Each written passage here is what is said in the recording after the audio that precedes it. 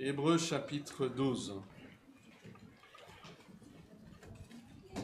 Très important pour moi comme pour vous de suivre dans vos Bibles le texte que nous allons considérer ce matin. Alors en août, nous avons fait une petite série sur la course chrétienne ou la course de la vie chrétienne avec ces jeux de renommée mondiale qui se faisaient ici à Paris.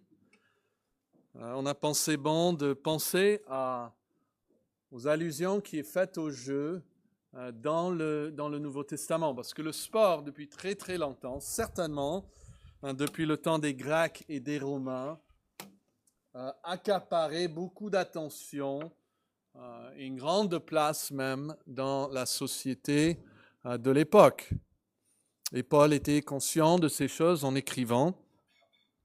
Et nous voyons que l'auteur de cette lettre aux Hébreux, peut-être c'est Paul, peut-être c'est quelqu'un d'autre, est aussi conscient de ces concours sportifs qui se faisaient et en tire des parallèles pour notre vie chrétienne. Et donc je vous invite à suivre dans vos Bibles les 3 premiers versets d'Hébreux chapitre 12. Nous donc aussi, puisque nous sommes environnés d'une si grande nuée de témoins, rejetant tout fardeau et le péché qui nous enveloppe si facilement, et courons avec persévérance dans la carrière qui nous est ouverte. Ayant les regards sur Jésus, qui suscite la foi et la mène à la perfection, en échange de la joie qui lui a été réservée, il a souffert la croix, méprisé l'ignominie et s'est assis à la droite du trône de Dieu. Considérez en effet celui qui a supporté contre sa personne une telle opposition de la part des pécheurs, afin que vous ne vous lassiez point l'âme découragée. Alors notez s'il vous plaît la phrase à la fin du verset 1. Courons avec persévérance dans la carrière qui nous est ouverte. Alors nous avons déjà regardé 2 textes ensemble et il y a un de ces mots qui se trouve dans 1 Corinthiens chapitre 9. Je vous le donne ici sur l'écran. Courons avec persévérance. Même nos versets de mémorisation, ne savez-vous pas que ceux qui courent dans le stade, courent tous, mais qu'un seul remporte le prix, courez de manière à le remporter. En fait, on a 3 fois dans ce verset, mais le même mot se trouve dans notre texte d'aujourd'hui, Hébreux chapitre 12 et verset 1. Courons, courons. Mais l'autre mot se trouve en 2 Timothée chapitre 4 verset 7, notre texte de la semaine dernière, où Paul a dit à la fin de sa vie, « J'ai combattu le bon combat ». En fait, si on était en train de lire en grec, on aurait pu voir que le mot traduit « combat » en 2 Timothée 4, c'est le même mot traduit « carrière » en Hébreux chapitre 12. Alors pourquoi cela? En fait, c'est le mot grec, je vous le donne, agone. Et on a des mots français comme agonie, agoniser qui viennent de cela. Et c'était une épreuve. C'est peut-être le meilleur mot, et dans certaines traductions françaises même, on trouve le mot épreuve. L'épreuve qui est mise devant vous. Et donc, quand Paul dit « j'ai combattu la bonne épreuve », on sait bien dans le contexte qu'il parle d'un combat. Mais il y avait différentes sortes d'épreuves. Donc, le même mot « épreuve » ou « agone », on pouvait l'utiliser pour une lutte, on pouvait aussi l'utiliser pour une course, c'est-à-dire on pouvait lutter un agone ou on pouvait courir un agone. Et le contexte nous disait si l'épreuve était une course à pied ou une lutte entre deux guerriers. Et donc il a combattu la bonne épreuve. Et ici, on nous dit de courir dans l'épreuve qui nous est proposée. Et donc on est dans le même langage qu'on a vu les deux dernières semaines. On est dans le langage d'une épreuve intense qui exige toute notre force et notre énergie. Et on ne va pas regarder tout ce qu'il y a dans ce texte, c'est extrêmement riche, extrêmement profond, mais on va rester avec cet angle de la course chrétienne que Dieu nous donne. Et j'aimerais souligner en premier lieu que le Saint-Esprit, par le biais de ce passage, nous dit que nous devons courir dans la piste tracée devant nous. Nous sommes appelés tous à courir dans la piste tracée devant nous. Ou comme il est dit dans notre traduction, courons avec persévérance dans la carrière qui nous est ouverte. Alors qu'est-ce que c'est une carrière en français? Carrière, c'est un terrain, je lis le dictionnaire ici, entouré de barrières et aménagé pour des courses de chars, des courses à pied ou des passes d'armes. En équitation, c'est un terrain pour les courses de chevaux. Ça, c'est une carrière. Okay, il faut imaginer ce qu'on a vous avez peut-être vu pendant les Jeux, cette piste, parfois avec des lignes en blanc tracées, et il faut courir dans la piste, tracée devant nous. Qu'est-ce que nous pouvons dire de par même ce passage par rapport à cette piste? Mais la première chose, vous l'avez déjà ici, que cette course exige un effort actif et continuel de notre part.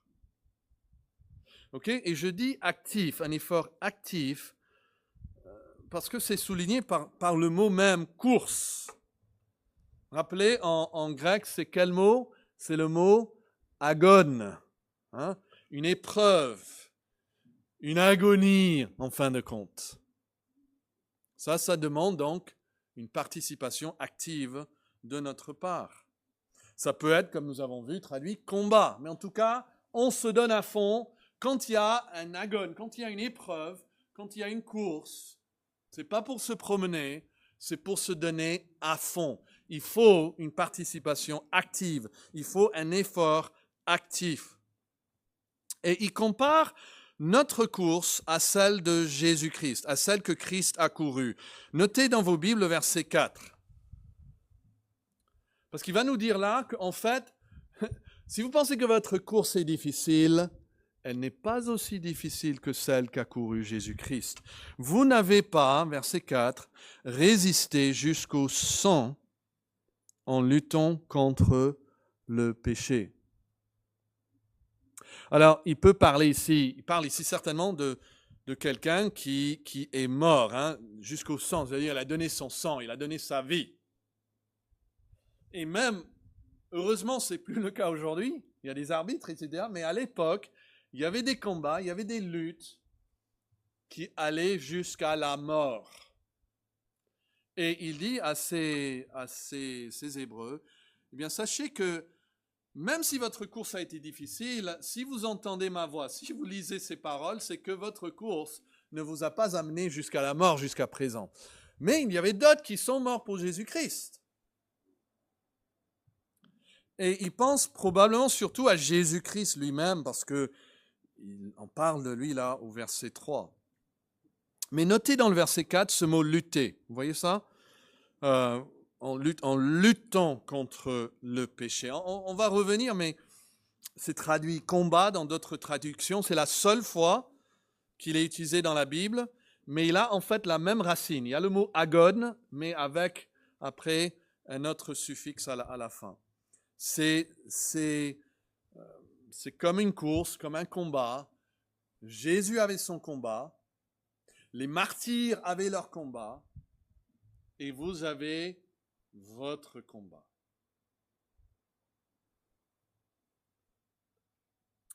Et puis l'effort aussi est souligné par un autre mot. Parce qu'il dit quoi? Courons avec quoi? Persévérance. Donc là aussi, il souligne le fait qu'il faut un effort, pas seulement actif, puisque c'est une course, mais il faut un effort continuel. Persévérer, ça veut dire vous faites aujourd'hui ce que vous avez fait la semaine dernière. On ne s'arrête pas. Il y a certains jeux, le handball, le basket, où on peut avoir des pauses. Des time-out, comme ils disent.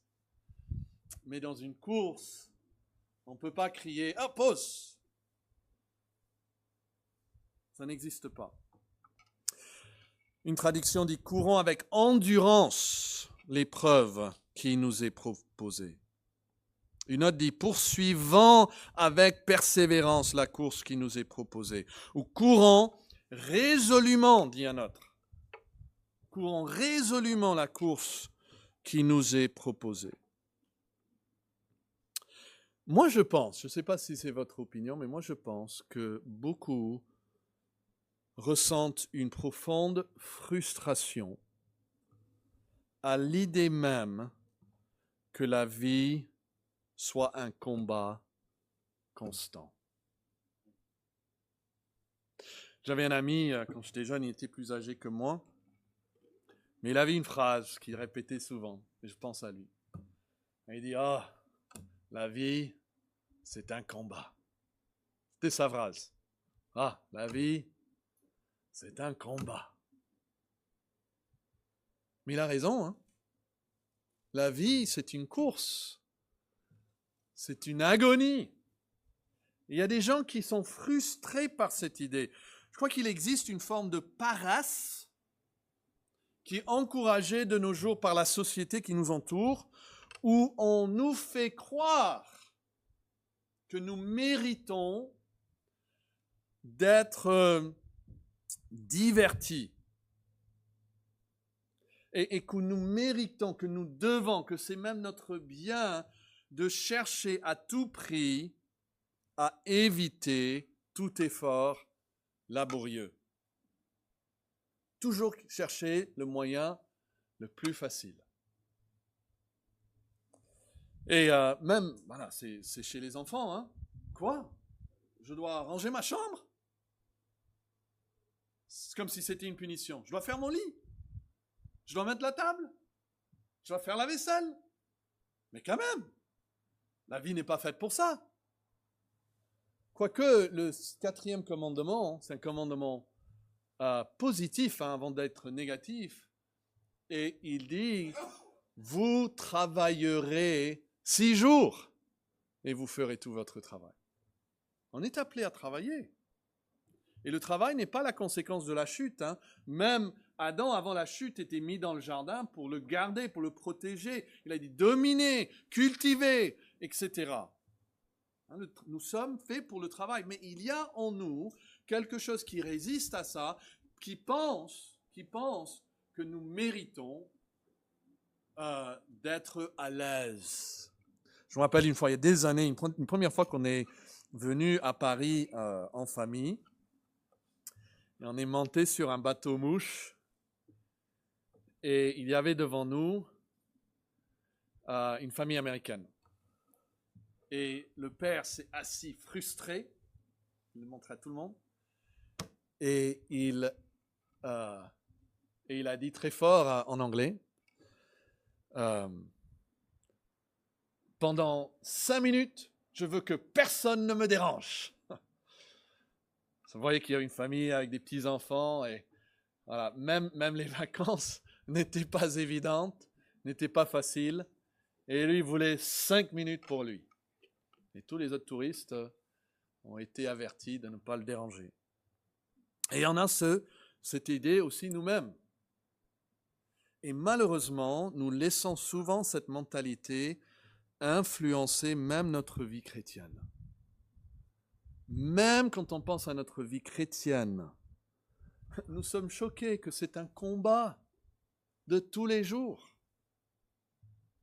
Et pensez un instant à la part du christianisme moderne, celui qui attire les plus grandes foules et qui présente le christianisme plus comme un spectacle à regarder que comme une course à faire ou un combat à livrer.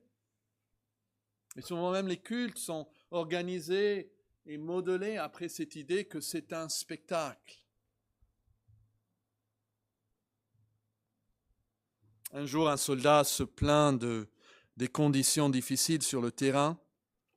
Il fait froid, la boue est partout, il n'arrive presque pas à dormir. Il se tourne vers son officier et dit « Je ne pensais pas que ce serait si dur. Je croyais que la vie de soldat serait plus facile. » L'officier le regarde et répond « Tu t'attendais à quoi? Un séjour tout compris? Des vacances à la plage? » Et je pense qu'on peut dire ça de la vie chrétienne. Tu t'attendais à quoi? Des vacances à la plage? C'est un combat. C'est une course. Mais le message ici n'est pas simplement que la vie comporte des difficultés inévitables. On pourrait être alité sur un lit d'hôpital et avoir plein des ennuis, des difficultés. Mais l'image utilisée ici est celle d'une course à pied. C'est une métaphore d'un effort en fait que nous on donne. Pas juste des difficultés qui tombent sur nous et qu'on ne peut pas éviter, mais un effort, une énergie qu'on dégage. On dépense continuellement de l'énergie pour avancer. C'est une illustration de l'intensité et de la persévérance requise, non simplement pour faire face aux obstacles, mais pour avancer dans la course. Avec persévérance, avec endurance. Donc nous voyons, j'espère que nous acceptons que cette course exige un effort actif et continuel. Mais je veux vous montrer une autre chose qui m'a vraiment béni en étudiant ce passage. Notez d'abord le verset 2. Je veux que vous voyez un mot là-dedans. Ayant les regards sur Jésus, qui suscite la foi et l'amène à la perfection, en échange de la joie qui lui était quoi? Réservée. Ok. Arrêtons-nous là, à cette image. Le Christ savait qu'il avait une joie qui lui était quoi? Réservée. Ok? Donc, imaginez que vous arrivez à un restaurant populaire, on voit une file d'attente, les gens qui attendent manger. Mais vous avancez avec confiance. L'hôtesse vous reçoit, elle vous demande votre nom. Et quand vous donnez votre nom, elle vous sourit et elle vous conduit directement à une table qui vous est réservée. C'est bien, hein? Une table réservée pour nous. Jésus avait une joie qui lui était réservée. Ok.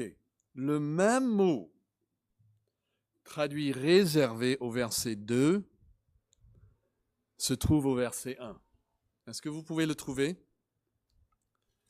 Je commence au milieu. Courons avec persévérance dans la carrière qui nous est ouverte. Ça, c'est le même mot.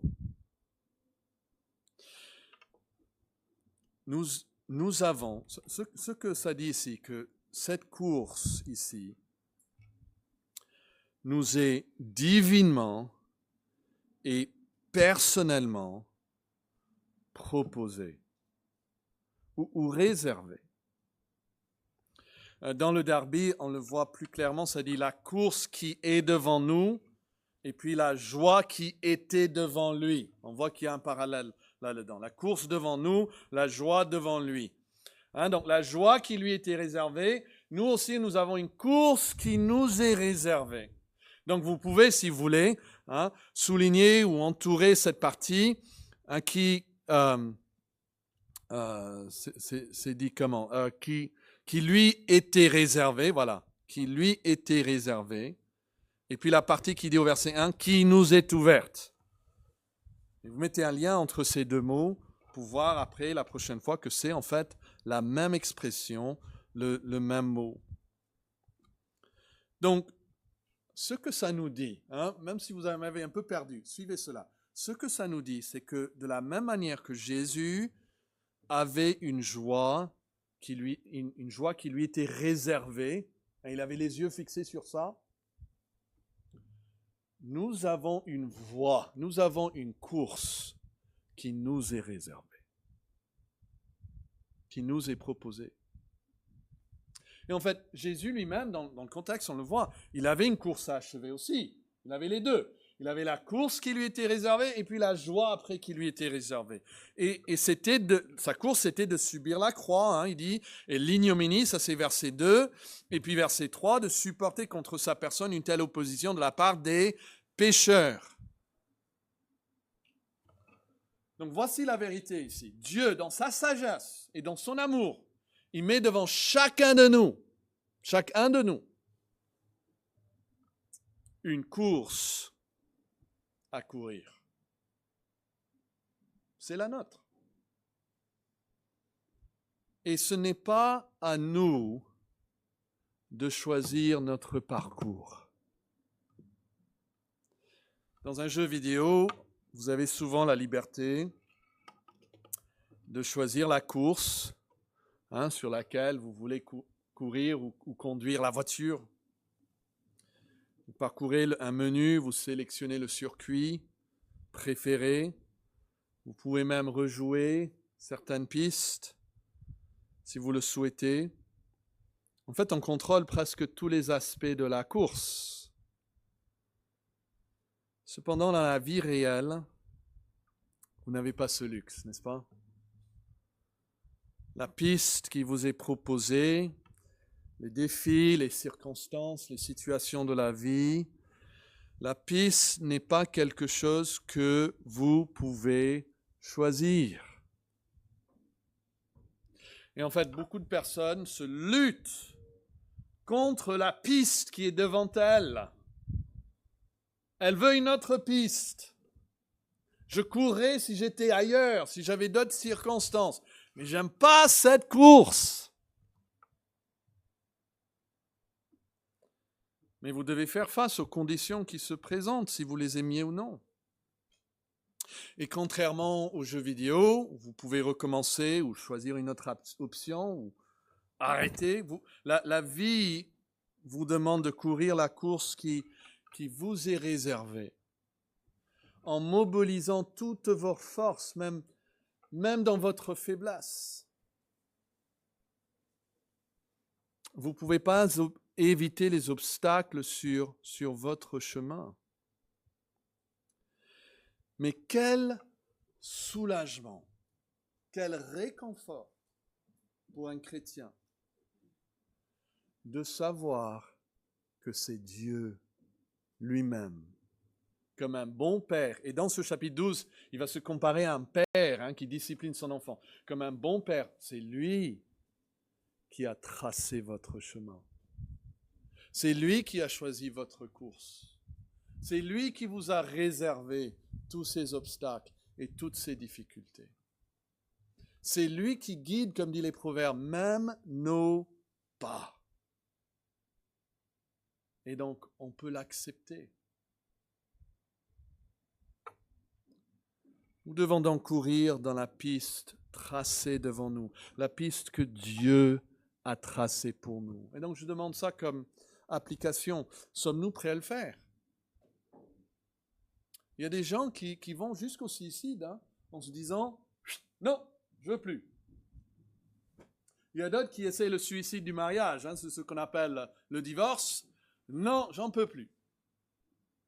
Il y a d'autres qui s'éloignent de certaines personnes qui sont toujours en train de changer, essayer de fuir des circonstances pour trouver d'autres, pour trouver une meilleure piste. Mais Dieu nous a donné une piste à suivre. Il faut l'accepter, il faut mettre de l'énergie. Mais il y a une deuxième vérité qui est vraiment soulignée dans ce passage. C'est que nous devons chasser les obstacles qui nous empêchent de progresser. Je vous donne ici 3 mots avec C. Donc le premier, c'est nous devons courir. Le deuxième, c'est nous devons chasser quoi? Nous devons chasser les obstacles qui nous empêchent de progresser. Il n'y aura pas de course sans cela. Notez-le dans le texte. Qu'est-ce qu'il dit au verset 1, au milieu du verset 1? Vous voyez ce mot « rejeter ».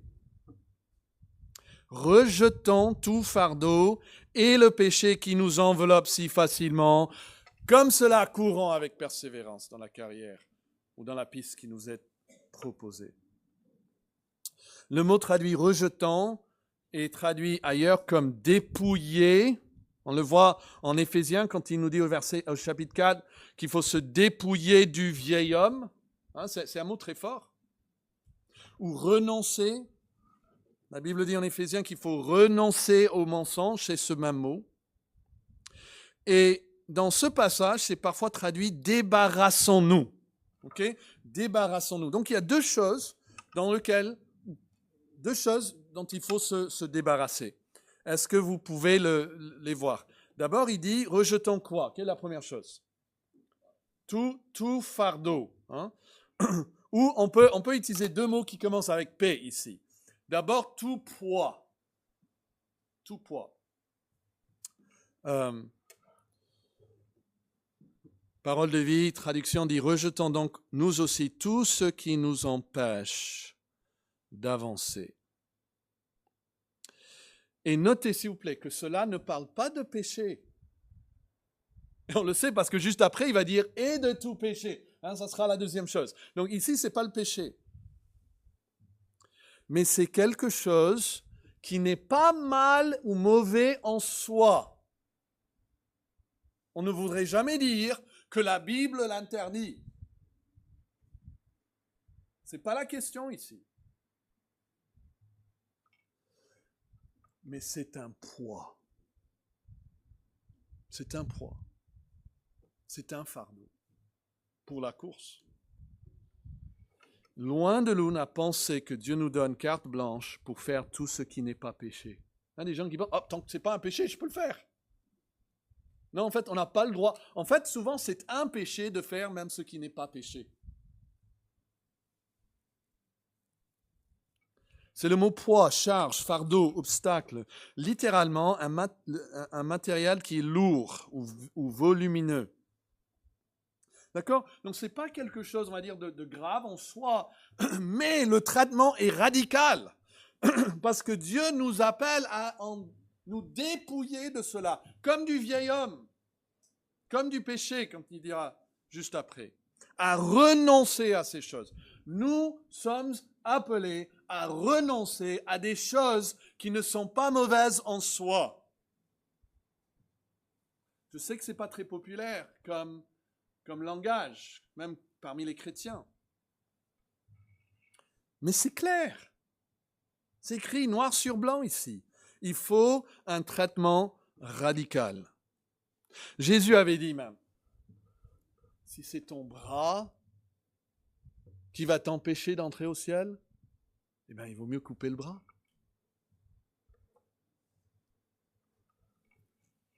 Alors, quelle est votre mentalité par rapport à la vie chrétienne? Voulez-vous un maximum de plaisir et un minimum de souffrance? Ça, c'est l'idée de plusieurs. Ma vie chrétienne, maximum de plaisir et de confort, minimum de stress et d'effort. Ou bien souhaitez-vous un maximum de progrès? Qui ici veut un maximum de progrès? C'est ce que moi je veux dans la vie. Moi je veux du progrès. Moi je veux avancer dans la course. Eh bien, vos choix de vie reflète déjà votre opinion sur la course elle-même. Si la course n'est pas très importante, tant que je suis dans la piste, je peux me promener, eh bien, vos choix vont refléter cela. Vos passe-temps, les heures que vous passez sur Internet, tout cela va refléter en fait votre opinion de la vie chrétienne. Elle n'est pas vraiment une course pour vous. Elle n'est pas vraiment un combat. Et d'autres souhaitent un maximum de progrès. Et qu'est-ce qu'on a dit de ces athlètes? Il est dit en 1 Corinthiens 9 que tous ceux qui combattent s'imposent toutes sortes, quoi? D'abstinence, même pour une couronne corruptible. Et il dit, nous, faisons-le. Nous devons nous imposer aussi des abstinences pour une couronne incorruptible. Lors des Jeux olympiques, je ne pense pas qu'il y ait un règlement qui interdise aux coureurs de stocker de la nourriture ou des boissons dans sa veste, dans ses poches. Pourquoi pas porter un petit frigo sur le dos? Je cherchais sur Internet, il y a des gens qui ont fait des marathons avec des frigos sur le dos. Je vous assure, ils n'ont pas gagné. Et en fait, on ne gagnerait jamais la course de cette manière. Les Grecs, ils couraient nus. Heureusement qu'on ne fait pas ça maintenant. Mais on va même chercher jusque dans nos habits, jusque dans nos chaussures, des éléments qui vont nous aider en fait à courir plus vite. 1 Thessaloniciens chapitre 2, verset 12 dit, Paul parle, il dit, nous n'avons cessé de vous transmettre des recommandations et de vous encourager et de vous inciter à vivre de manière digne de Dieu qui vous appelle à son royaume et à sa gloire. Vous voyez, ce n'est pas une question de loi qui vous sont imposées, mais il ne cesse de les inciter, de les conjurer, ça dit dans la nouvelle édition de Genève, à vivre d'une manière digne. C'est ça la question. Pas est-ce que c'est une loi, mais est-ce que c'est digne de Dieu qui m'a appelé à son royaume et à sa gloire. Par le péché, je suis privé de la gloire de Dieu. Mais par la grâce de Dieu en Jésus-Christ, par le salut, je vais participer à cette gloire. On m'a promis même la glorification de mon corps et de tout mon être. Maintenant, je veux vivre digne de cela. Et ici, comme Paul, comme prédicateur, comme pasteur, moi aussi j'essaie de vous encourager, de vous appeler à vivre d'une manière digne de Dieu.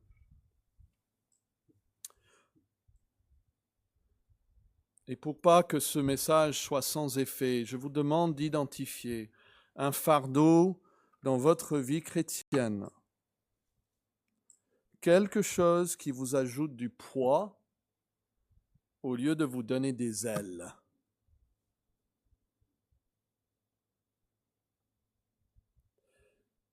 Et pouvez-vous dire au Seigneur maintenant, dans votre chaise, Seigneur, je renonce. Je renonce. Le Seigneur, il voit nos cœurs. Ça, c'est une chose. Tout poids. Mais encore plus que cela, qu'est-ce qu'il dit aussi? Il faut renoncer à tout péché. Péché qui nous enlace si facilement. Une traduction dit, débarrassons-nous de tout ce qui alourdit notre marche, et en particulier du péché qui nous cerne de tous côtés et enlace si facilement. Je crois dans le contexte, c'est probablement le péché d'un manque de foi. Parce que au chapitre 11, il parle de par la foi, par la foi, par la foi, par la foi. Il dit nous aussi. Et le péché qui nous enlace si facilement, c'est un manque de foi en Jésus-Christ. Mais il ne le nomme pas ici. Et donc, ça pourrait être n'importe quoi dans votre vie. Et souvent, le péché qui va m'enlacer facilement n'est peut-être pas pour vous une difficulté. Mais peut-être vous avez un autre péché qui vous enlace facilement, qui pour moi n'est pas autant une difficulté ou une tentation. Mais la Bible nous dit que nous devons accorder aucun laisser-passer au péché. On ne peut pas dire, il y a 10 péchés, on dit, ok, 9, je rejette. Oh, mais celui-là, je peux le garder. Comme Lot qui dit, oh Dieu, cette ville, elle est petite, tu peux la laisser. Ce péché, ce petit péché mignon de ma vie quand même, c'est juste mon caractère, j'ai toujours été comme ça, je suis trop vieux pour... S'il te plaît, on peut laisser ça.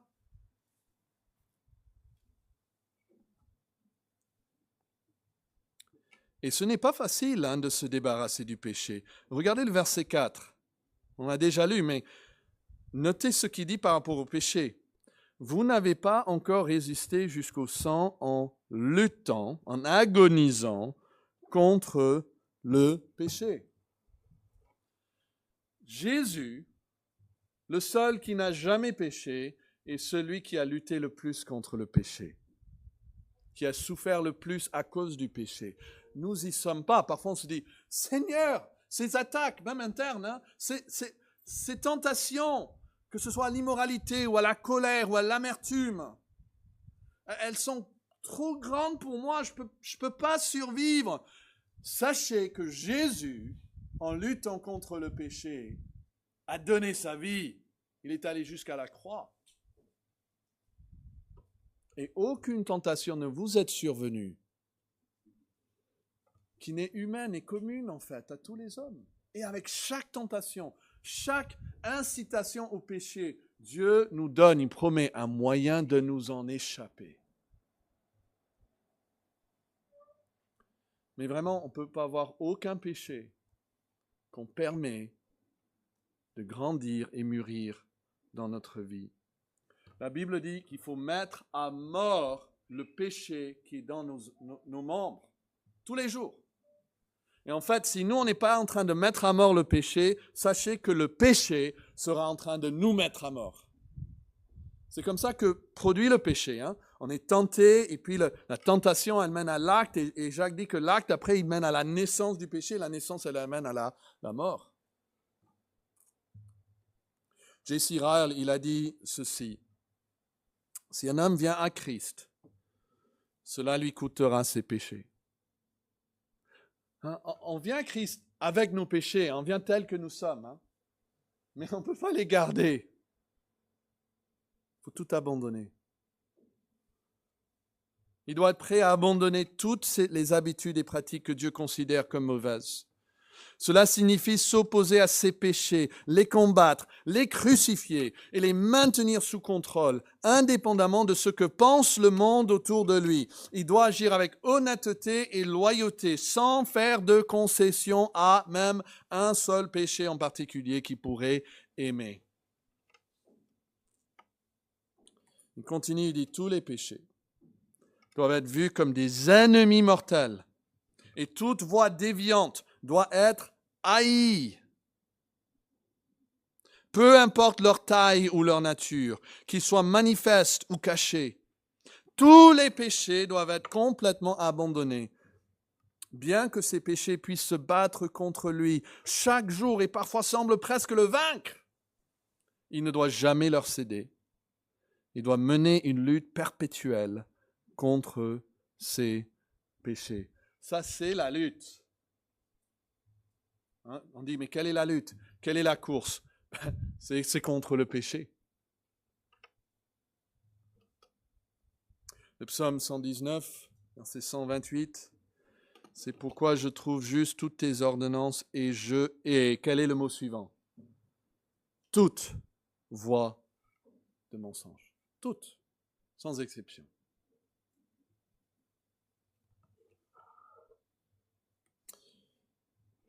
Un autre homme a dit, en fait, ce n'est pas l'homme qui est marqué là-dessus, je m'excuse. Il dit, lorsque l'amour brûle vers le Sauveur, une passion sincère pour l'obéissance à tous ses préceptes est notre désir, notre plaisir et notre sainte obsession. Lorsqu'un homme commence à choisir les commandements auxquels il obéira, de sorte que la recherche honnête de ce que les anciens écrivains appelaient l'obéissance universelle, n'est plus sa sainte obsession. Il est entré dans un état de rétrogradation. Peut-être c'était Albert Martin. Donc, les prédicateurs d'autrefois, ils parlaient d'une obéissance universelle. Ils disaient aux gens, je veux obéir à Dieu. Oui, mais avez-vous une obéissance universelle à tout? Et il dit, le moment qu'on dit, ouais, j'avance là dans ce domaine et j'avance dans ce domaine, mais dès qu'on a un seul domaine contre lequel on ne veut pas lutter, il dit, déjà, on est en train de reculer. Nous devons courir dans la piste tracée devant nous. Pour cela, nous devons chasser les obstacles qui nous empêchent de progresser. Deux choses, les poids et les péchés. Et puis troisièmement, nous devons nous concentrer sur les témoins qui ont déjà terminé la course. Concentrer sur les témoins qui ont déjà terminé la course. Et il y a deux sortes de témoins qui nous sont donnés ici. Regardez le verset 1. Nous donc aussi, puisque nous sommes environnés d'une si grande nuée de témoins. Okay? Quand notre frère Jean l'a lu tout à l'heure, il a lu avec une partie de Hébreux 11. Il y a toutes ces listes de personnes qui ont vécu par la foi. Okay? Et après, on le voit dans la suite, on arrive au chapitre 12 et ça dit « Nous donc aussi ». Nous donc aussi, il y a ce lien avec le chapitre 11, puisque nous sommes environnés de tous ces témoins, nous aussi, comme eux, nous devons courir dans la carrière qui nous est ouverte. Donc, on peut comprendre ces mots témoins de deux manières. Ce sont des gens soit qui donnent témoignage à Dieu, ou soit des personnes dont Dieu rend témoignage. Vous comprenez la différence? Mais en tout cas, le mot témoin ne signifie pas spectateur. Parfois, on imagine, on est en courant, il y a tout le monde au ciel qui est en train de... Qu'est-ce qu'il fait, lui? Nous regarder. Mais c'est pas ça l'idée ici. Le mot traduit témoin en français, on a le mot martyr, qui provient directement de ce même mot grec. Et donc, ces gens ne sont pas témoins de ce que nous faisons, ils nous rendent plutôt témoignage que Dieu peut veiller sur nous jusqu'au bout de la course. En fait, ce sont des gens qui ont déjà terminé leur course. Et maintenant, ils rendent témoignage à leur tour à un Dieu qui est fidèle. Il a été fidèle envers eux, il sera fidèle envers nous. C'est comme s'il nous disait, écoutez, vous n'êtes pas seul, Sarcelles. En fait, vous savez, c'est cette course, vous dites, oh, je suis tout seul, abandonné. Non.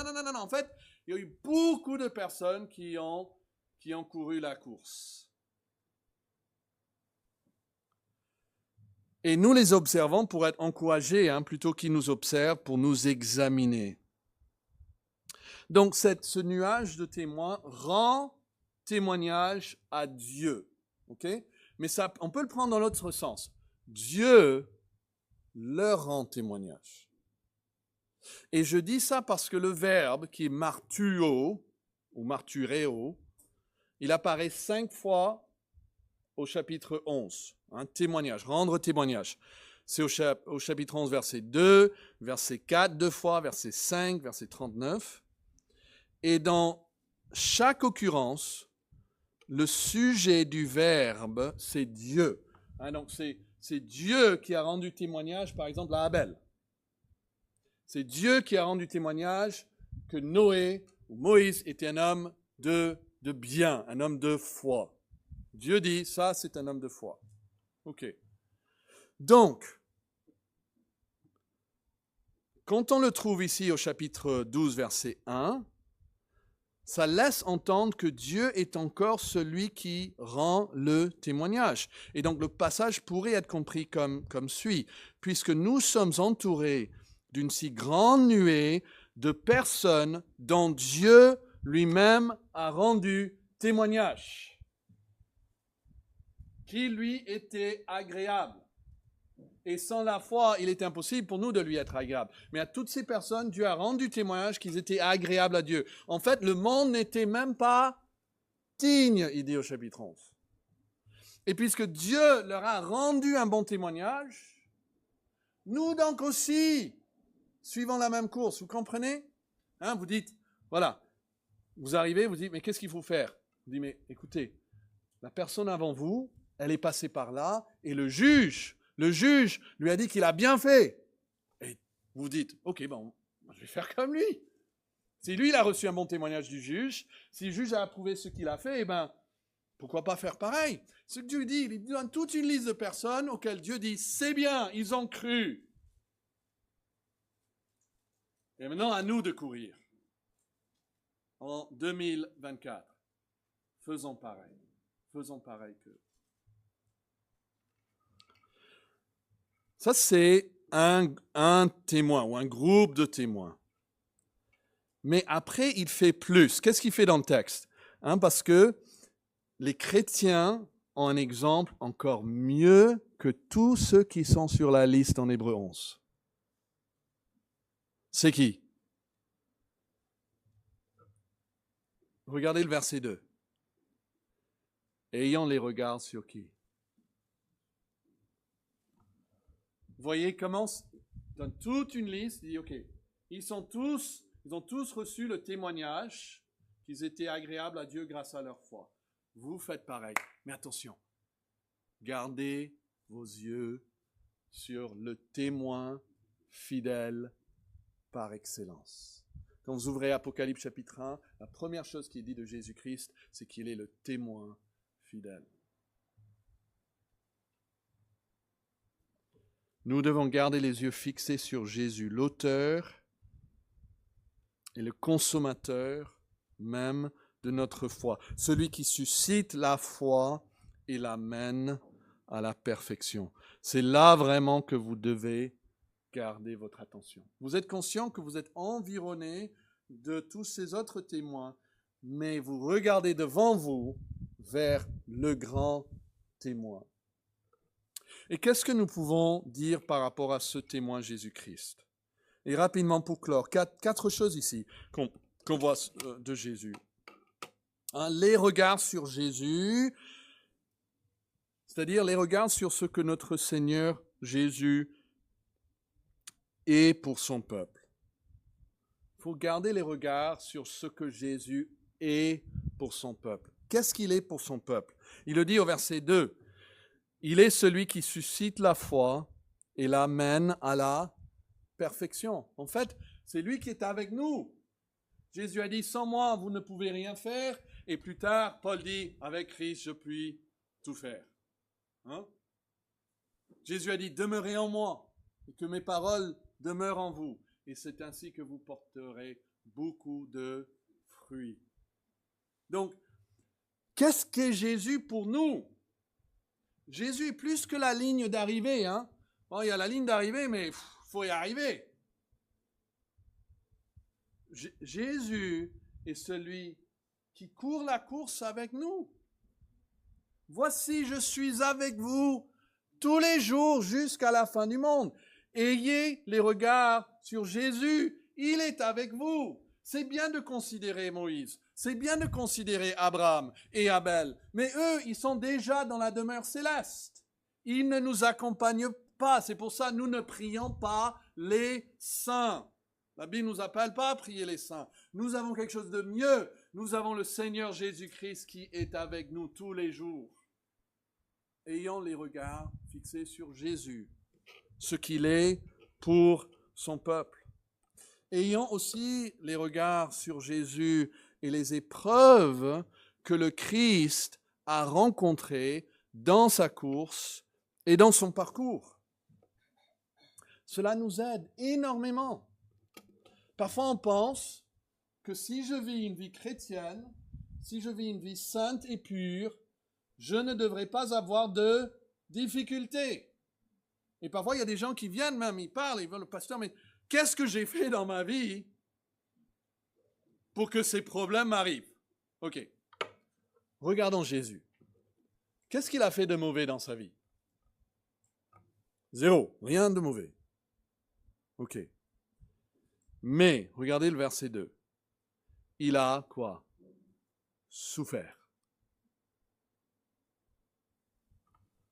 Et pas seulement des ennuis avec des frères, des parents, des hommes qui lui voulaient du mal, qui mentaient contre lui.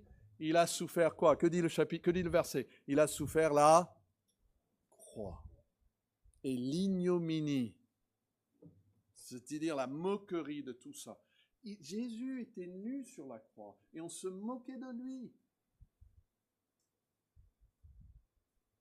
Et il a méprisé dans le sens.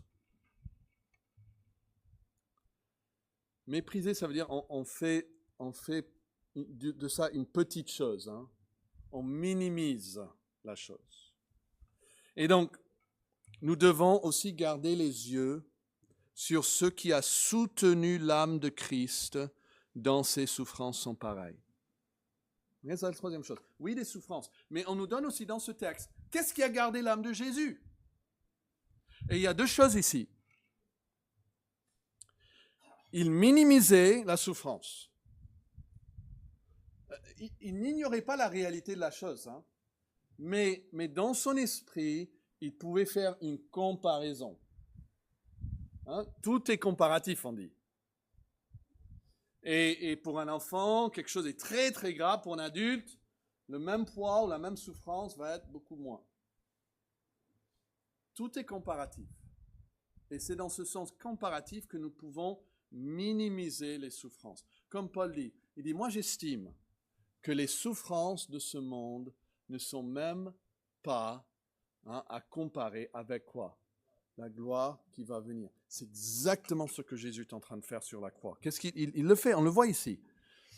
Il a minimisé ou il a méprisé l'ignominie et en échange de la joie qui lui était quoi? Réservée. Il avait les yeux fixés sur la rémunération. C'est dit au chapitre 11 par rapport à Moïse. Il avait les yeux fixés sur la rémunération. Jésus aussi, il avait les yeux fixés sur la rémunération, sur la joie qui lui était réservée. C'est-à-dire, quand il est arrivé à la croix, il se disait, c'est pas la fin. C'est pas la fin. C'est des heures de souffrance, mais ce ne sera que quelques heures de souffrance. Et après viendra une joie éternelle avec mon Sauveur.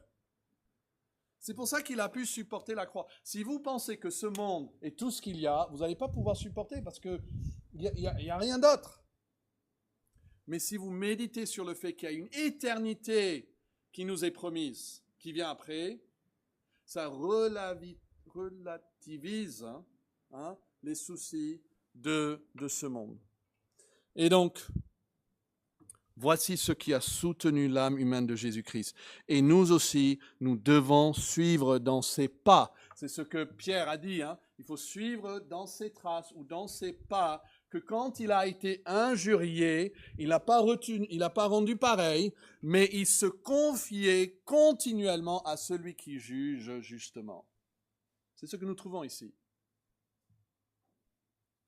Et puis dernièrement, donc les yeux fixés sur Jésus, ce qu'il est pour nous, les épreuves qu'il a endurées, ce qu'il a soutenu son âme dans ses souffrances, et puis aussi la récompense de ses souffrances. Il s'est assis à la droite du trône de Dieu. Dieu veut pas, l'Esprit ne veut pas que quand vous considérez Jésus, vous arrêtez sur la croix. C'est pour ça d'ailleurs qu'on n'a pas de crucifix aussi. Parce que les crucifix semblent nous amener dans la vie de Jésus et puis on s'arrête sur la croix. Nous devons nous remémorer de sa mort. C'est ce que nous ferons la semaine prochaine avec la Sainte Seine. Mais on va célébrer sa mort parce qu'on sait ce qui suivait. Ce qui a suivi. Jésus, même pendant, savait ce qui allait suivre. Et ça, c'est arrivé. Ça, c'est réellement arrivé. Il est mort, oui, mais il est réellement ressuscité. Et il est réellement monté au ciel. Et il est réellement assis maintenant à la droite de Dieu le Père. Et un jour même, il viendra réellement revenir sur cette terre. Ça, vous gardez ça à l'esprit. Et moi, je vous promets, que si vous mettez dans la course et vous dites, OK, je vais me débarrasser de ces poids et de ces péchés, et puis je vais me concentrer sur tous ces témoins qui ont déjà fait la course, qui ont déjà reçu leur héritage, déjà avec le Seigneur, mais en fixant les yeux surtout sur Christ. C'est comme ça que vous allez courir avec persévérance dans la piste qui vous est proposée.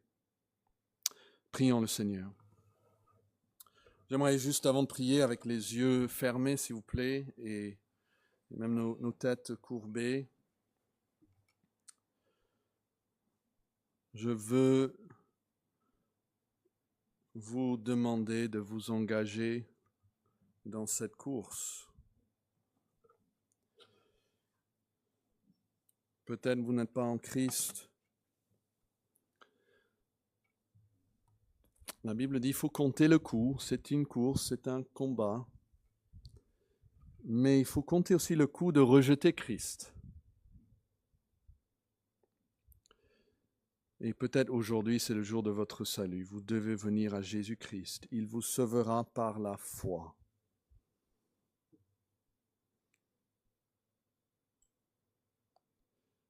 Peut-être vous êtes en Christ, mais avec l'été, voilà, ou autre chose, ou des découragements, vous avez un peu abandonné le progrès.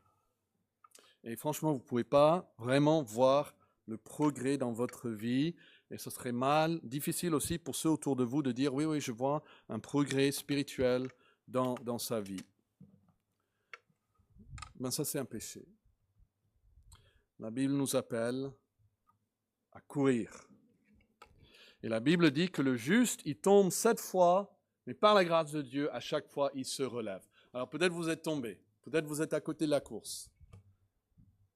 Mais aujourd'hui, vous voulez vous engager dans le combat de l'obéissance.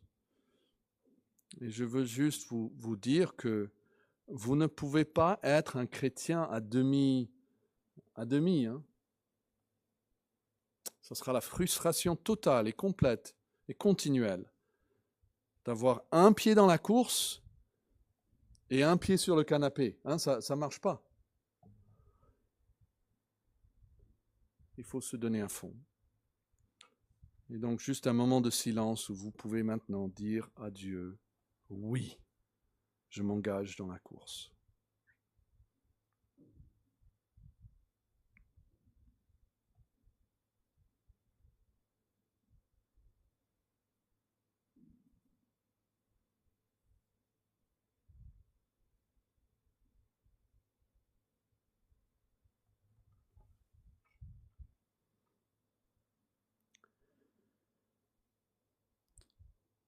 Notre Père Céleste, tu entends ce qui a été dit dans le cœur de chacun. Nous prions que tu aies pitié sur ceux qui résistent et que tu montres beaucoup de grâce à ceux qui s'engagent et que tu leur donnes de la joie à vivre à fond pour toi. Et nous prions que par ton esprit, tu nous aides chacun à identifier des poids dans notre vie qui ont besoin de sauter, qui ont besoin de partir, afin que nous puissions progresser.